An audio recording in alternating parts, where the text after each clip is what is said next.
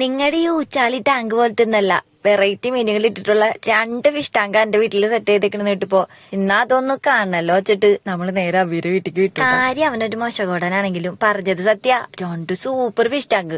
പക്ഷെ ഒരു കാര്യം പറയണല്ലോ, നമ്മുടെ കയ്യിലുള്ള ഒറ്റ മീൻ അവൻ അത്രയ്ക്ക് അങ്ങോട്ട് സൂഹിക്കേണ്ട വെച്ചിട്ട് നമുക്ക് അങ്ങനെയൊക്കെ പറയാന്നുണ്ടെങ്കിലും നേരെ തിരിച്ചോണ്ടിട്ട് പറയേണ്ടത് അവന്റെ കയ്യിലുള്ള ഒറ്റ മീനും നമ്മുടെ നിങ്ങൾ അരവനാന്നാണോ അത് അരോണാന്നാണോ പറയണ്ടേന്നുള്ള കൺഫ്യൂഷൻ അടിച്ച് നിൽക്കുമ്പോഴാണ് അതിലും കൺഫ്യൂഷൻ ആക്കാൻ വേണ്ടിട്ട് അവനവറ്റുള്ള പേര് പറയുന്നത്. ഇപ്പൊ നിങ്ങൾ കാണുന്ന ഈ മഞ്ഞ സാധനല്ലേ, ഇതിന്റെ പേരെന്തിട്ടാന്നറിയോ? Golden blue പൾച്ചൂര.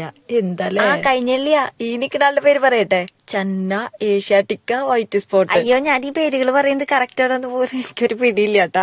അല്ലെങ്കിൽ തന്നെ ഞാൻ ഈ അരവണാന്ന് പറയണതിൽ എന്തോ ഒരു പ്രശ്നമില്ലേ എന്നൊരു തോന്നല്ല ഞാൻ ഇരിക്കണം. നേരത്തെ കണ്ടത് നിറച്ച് ഡ്രിഫ്റ്റ് വുഡ് ഒക്കെ വെച്ചു ഒരു പ്ലാന്റഡ് ആയിട്ടുള്ള ടാങ്ക് ആണെന്നുണ്ടെങ്കിൽ ഇത് നേരെ തിരിച്ചാണ് കേട്ടാ. ഇത് ഭയങ്കര കാമായിട്ടുള്ള ഒരു ടാങ്കാണ്. അതുപോലെ തന്നെ കാമായിട്ടൊരു അരവണ ഇതിലുണ്ട് കേട്ടാ. ഈ അരവണ ഏതരവണയാന്ന് എനിക്കറിയില്ല.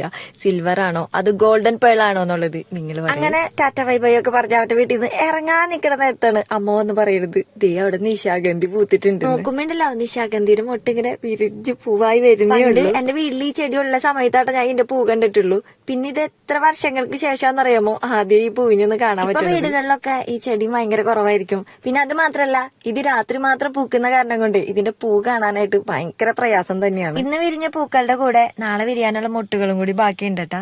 അങ്ങനെ എല്ലാം കണ്ട് അബീരെടുത്ത് ടാറ്റയും പറഞ്ഞ് നമ്മൾ പോവാണ്. അവന്റെ പോലത്തെ ഒരു അരോണ ടാങ്ക് നമുക്ക് സെറ്റ് ചെയ്യണം അല്ലേ.